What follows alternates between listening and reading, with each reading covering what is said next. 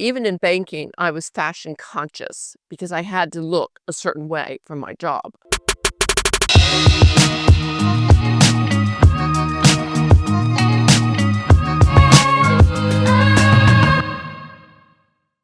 And started out as an assistant to someone and ended up becoming the vice president of the industrial lending section. And I traveled all over the world with it. It was great fun. Great fun.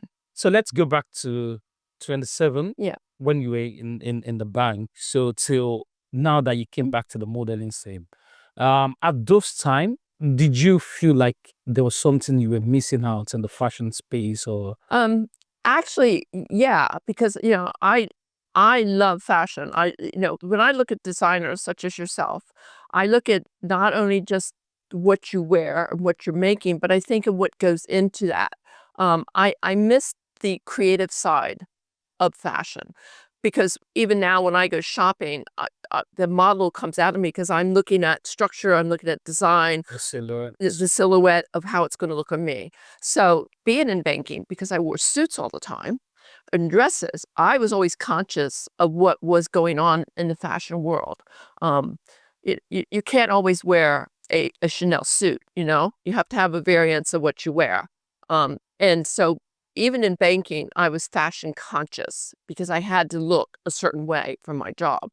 So I missed the actual runway walking and the magazine photography of fashion, but I didn't miss the physical part of wearing fashion because I was afforded the opportunity through my job that I could go into a designer store or Saks Fifth Avenue or one of the bigger Harrods here and buy designer clothes to wear. So I never really left the fashion world because I needed to look, I guess, posh for my job. I had to look like a businesswoman. I had to stand a certain way. I had to have a certain presence.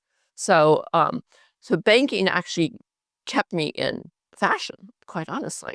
Oh, Yeah. yes. Yeah. So then let's dwell a bit more Okay. in the banking age. During your time working in the bank, what would you say like are the most vital lessons you learned during this time? Oh my goodness. I didn't physically work in the bank. I worked for a bank, but I was most of the time outside the bank. I traveled with that. For me, it was learning because I worked with different cultured people from different countries. It was learning the patience of dealing with different people's backgrounds. Because when you're in fashion, you're dealing with designers and you're dealing with other models and you're dealing with photographer. In banking, you're dealing not only with that one person, the person that you're talking to about doing a loan for, or structuring something for.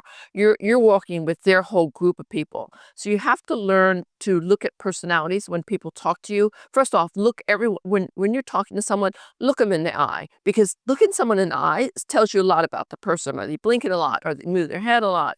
What are they doing that gives you clues as to whether or not you're saying something that they're not quite understanding, or they actually are thinking about it and rethinking about how maybe they're actually thinking about doing their business.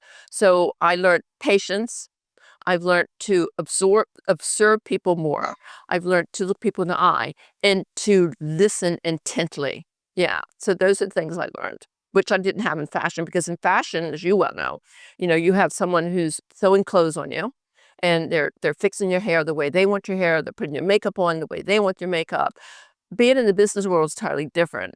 You're observing all the things that are going on around you, and you're observing all the people around you, and you're assessing everything they're saying, and they're assessing everything you're saying. So you need to be aware of how people's expressions are coming back to you, I guess, too.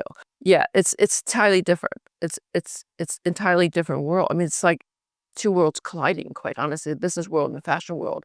Although now fashion is big business. Yes. Yes. But again, so when you go to walk in a fashion show, that designer's putting you in a suit that he thinks looks good on you. It doesn't matter what you think. Yeah. It is the designer's imagination. Yeah. And you have to respect that. In the business world, you can go in and go, yeah, I totally disagree with you. We're not going to do it that way. You don't do that in fashion. So that's a big difference also, is that know when you're right and know when to be quiet.